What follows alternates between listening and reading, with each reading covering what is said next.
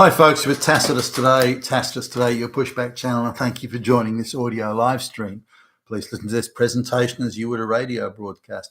In this essay, I'd like to talk about a US federal government mass hiring spree that best I can work out started at on presidential election day or the day after, and continued on right through up until the day before President Trump took office in January. So, we're looking at a fairly short space of time. And during that time, and I've been trying to get exact numbers, somewhere between 220 and 245,000 new federal government employees were hired in that short space of time. Now, if you look at the typical trend of quantities of federal government employees getting hired, then it's nowhere near that number. I mean, it's you're looking at more than 10 times the average hiring rate during that time. So a super intensive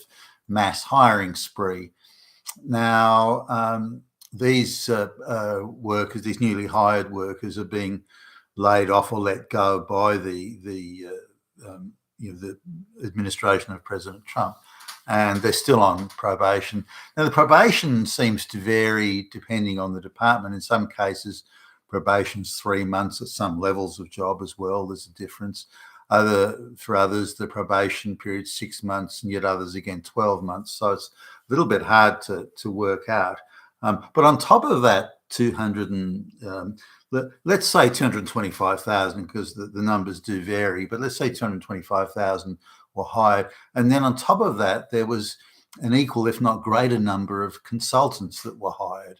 These are sort of off-book type employees that are given 12-month contracts, 2-year contracts.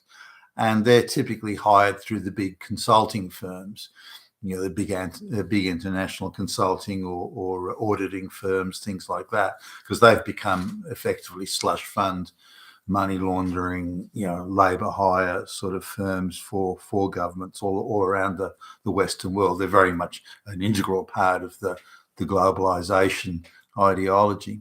Nonetheless, so we're looking at, in the space of less than 3 months, 2 months, 2.5 months, that more than 500,000, if not 600,000 new employees, whether as contractors or direct employees, were added to the federal government in that time. I mean, what were they all supposed to do? What were their jobs? What were their functions? Now, looking at some of the people being let go, it seems that they had no job. There was no job that they were there to fill. There was no function that they were to perform. So what was the globalist deep state, by puppet Biden administration doing? Did they have a purpose to this? I guess they didn't expect to lose. So maybe these were all people they were going to, let loose on chasing down Trump voters or something.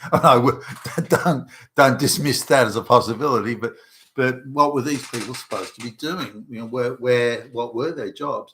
They just didn't appear to have any job, or there wasn't a job there. So the Biden, the deep state controlled, Biden puppet administration was out hiring hundreds of thousands of people to do jobs that didn't exist. And I'd be interested to know if there was a purpose to it.